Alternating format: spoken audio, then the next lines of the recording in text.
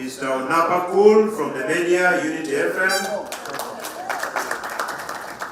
We are joined by... I have come to find out, though, from Honorable Beatrice Sakelo, that there are a big number of musicians we had not yet had the time to meet. And I hope, with Honorable Kelo's guidance, we'll be able to meet other young artists and see what more value we can add to our country. Times in history and the boundaries of their lands. God did this so that they would seek him and perhaps reach out for him and find him, though he is not far from any one of us. Therefore, seeing as we are in this time in history, by God's grand design, I pray that we will indeed find God, and with his help, for us all to do our best to build Uganda into the jewel of the heart of Africa. Thank you.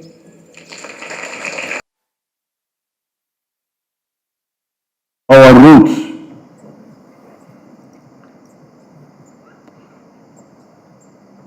Africa had a lot of trauma,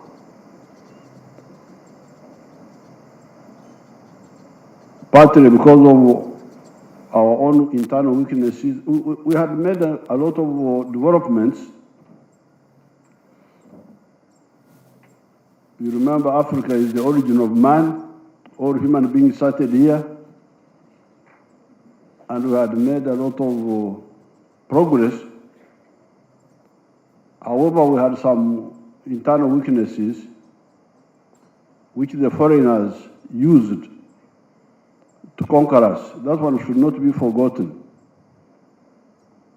We were conquered because we still had we had some gaps which our leaders, the chiefs, did not detect in time. I think what Natasha is doing is in the right direction. I'm glad you people, you are encouraging her. Now, we need to agree, as we revive these languages, we should also agree on a common lingua franca, Swahili, so that we promote it. Yes, we have Rinyankwere, we have Acholi, we have our respective languages, but we have the East African language of Swahili.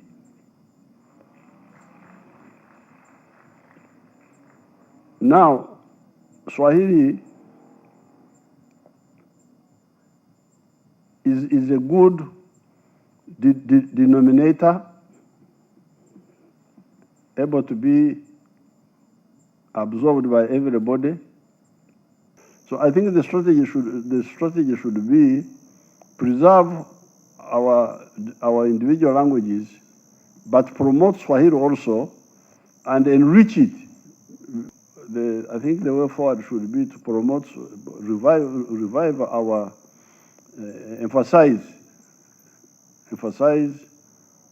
and our languages, but promote Swahili as a regional language, while we maintain English as an international language, and then enrich Swahili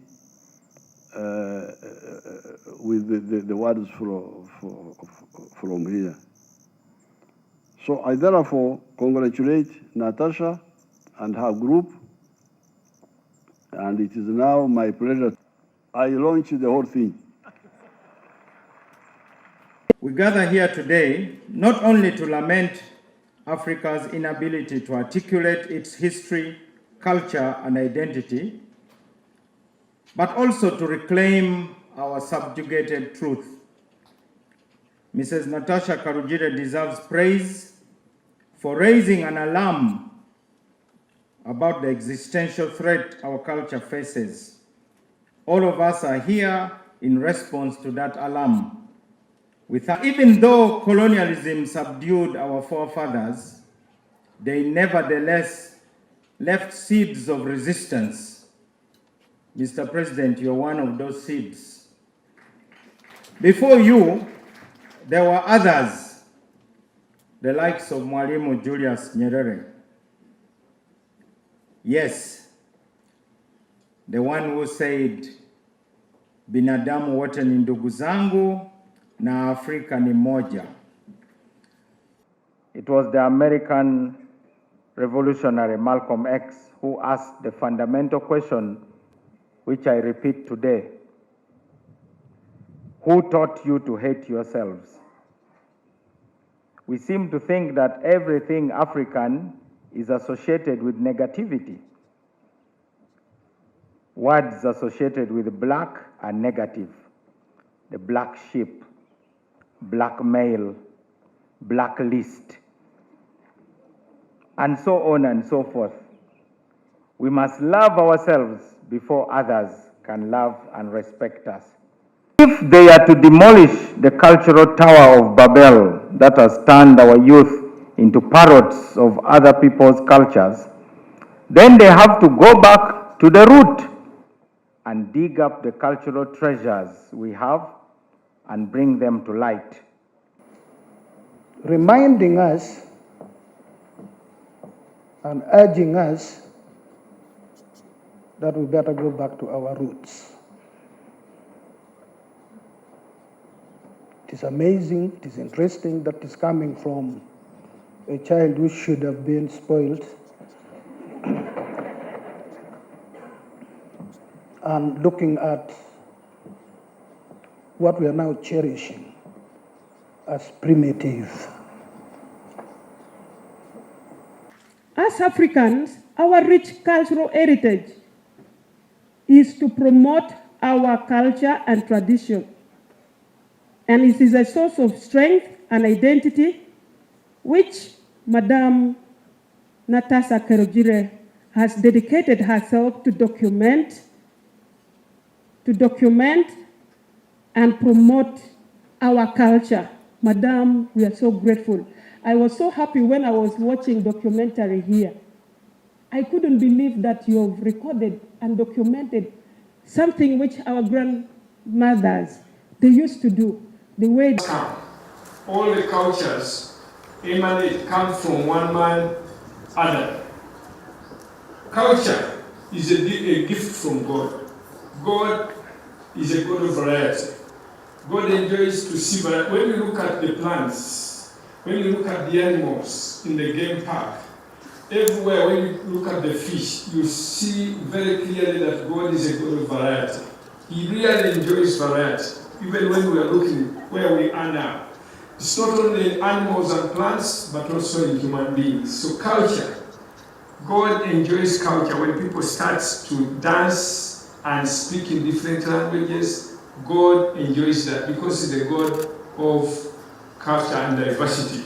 So culture includes our language, our music, our dances, our dressing, the naming, the social norms, the traditions, the weddings, all these things are the manifestation of the collective thinking and behaviors of the people. When the language grows, then the ideas grow. It means science can grow, democracy and the politics can grow, commerce can grow. When commerce